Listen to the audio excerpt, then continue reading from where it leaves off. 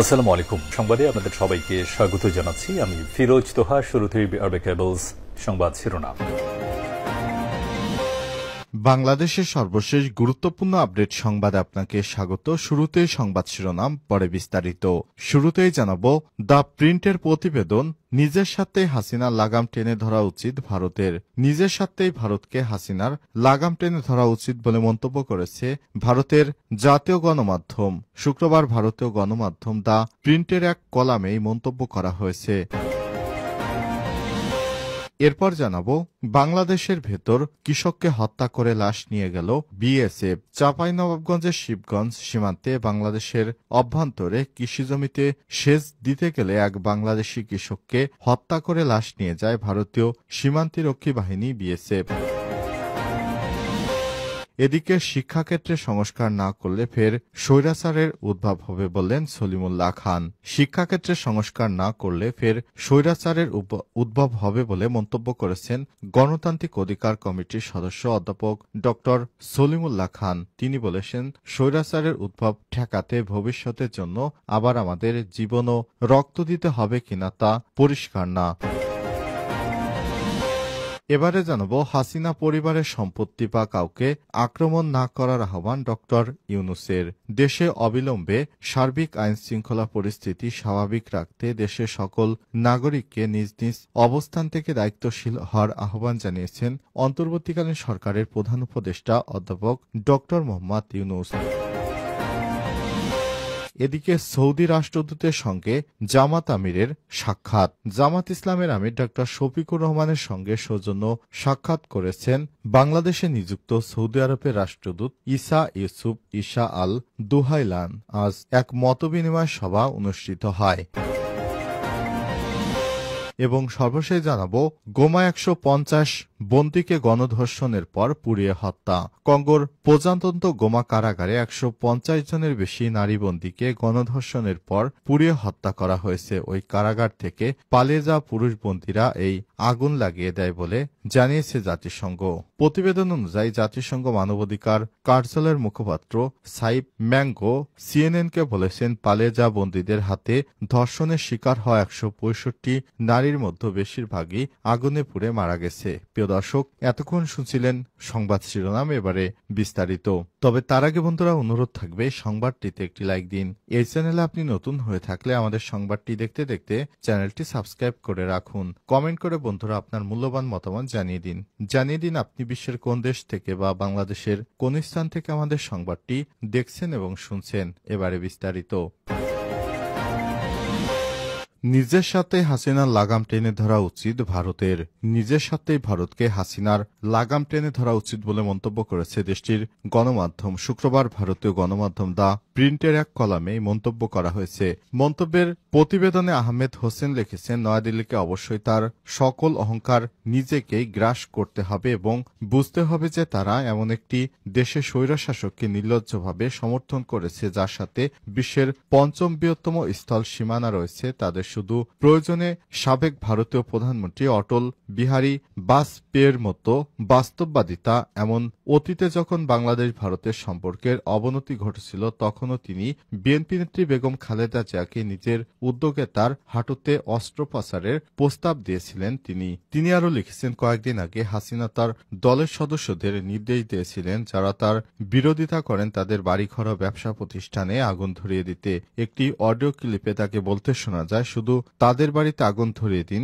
এটাও দিবালোকের মতো পরিষ্কার যে হাসিনা কোনো দালাই লামা নয়, যে এটি বিশ্বের বৃহত্তম গণতান্ত্রিক দেশ ভারতকে নৈতিক সংকটে ফেলবে। তিনি দীর্ঘদিন ধরে প্রতিবেশী অঞ্চলে ভারতের সবচেয়ে ঘনিষ্ঠ বন্ধু ছিলেন এবং আওয়ামী লীগ হচ্ছে বাংলাদেশে ভারতের একমাত্র মিত্র, কিন্তু হাসিনাকে বাংলাদেশে পুনর্বাসন করা প্রায় অসম্ভব কাজ। প্রতিবেদনে আরো বলা হয়েছে, শেখ হাসিনা মুজিবকে গুম, অপশাসন, দুঃশাসন ও ক্ষমতার অপব্যবহারের প্রতীকে পরিণত করেছিলেন। তার বাড়ি, যাকে একসময় বাংলাদেশিদের গর্বের স্মারক হিসেবে দেখা হতো, এখন হাসিনার সমর্থক হয়ে ওঠে।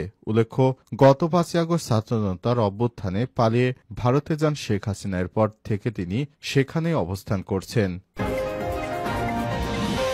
বাংলাদেশের ভেতর কৃষককে হত্যা করে লাশ নিয়ে যায় বিএসএফ। চাঁপাইনবাবগঞ্জের শিবগঞ্জ বাংলাদেশ সীমান্তের অভ্যন্তরে কৃষি জমিতে সেচ দিতে গেলে এক বাংলাদেশি কৃষককে হত্যা করে ভারতে লাশ নিয়ে যায় ভারতীয় সীমান্তরক্ষী বাহিনী বিএসএফ। নিহত বারিকুল ইসলাম ৩৬ উপজেলার দুর্লভপুর ইউনিয়নের নামসনাথপুর স্কুলসাম গ্রামের শেতাউর রহমানের ছেলে। শুক্রবার ভোরে শিবগঞ্জ উপজেলার রঘুনাথপুর ফতেপুর সীমান্ত আন্তর্জাতিক পিলারের ১০০ 2 SS ও 10 4 SS এর এলাকায় এই ঘটনা ঘটে, যা আন্তর্জাতিক সীমানা থেকে বাংলাদেশের প্রায় 250 গজ ভেতরে অভ্যন্তরে।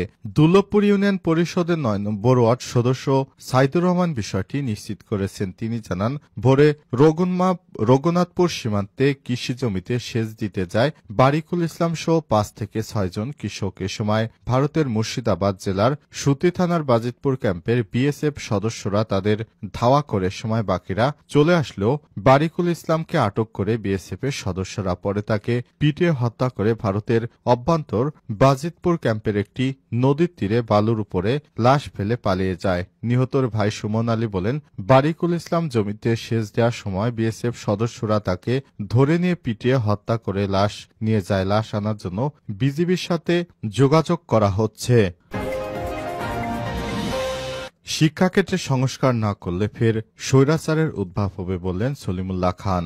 শিক্ষাক্ষেত্রে সংস্কার না করলে ফের স্বৈরাচারের উদ্ভব হবে বলে মন্তব্য করেছেন গণতান্ত্রিক অধিকার কমিটির সদস্য অধ্যাপক ড সলিমুল্লাহ খান। তিনি বলেছেন, স্বৈরাচারের উদ্ভব ঠেকাতে ভবিষ্যতের জন্য আবার আমাদের জীবন রক্ত দিতে হবে কিনা তা পরিষ্কার না। শুক্রবার বরিশাল নগরীর অশ্বিনী কুমার হলের সামনে অনুষ্ঠিত গণ অভ্যুত্থান ও আকাঙ্ক্ষার পরিপ্রেক্ষিতে অভ্যুত্থান পরবর্তী বাংলাদেশ বিষয়ক আলোচনা সভায় প্রধান অতিথির বক্তৃতায় তিনি এসব কথা বলেন। তিনি বলেন, দেশের জনগণের আকাঙ্ক্ষা অনুসারে স্বৈরাচারের পতন হয়েছে, জন্য আমাদের অবশ্যই কাজ করতে হবে। স্বৈরাচার পতনের পিছনে আমাদের রক্ত দিতে হয়েছে।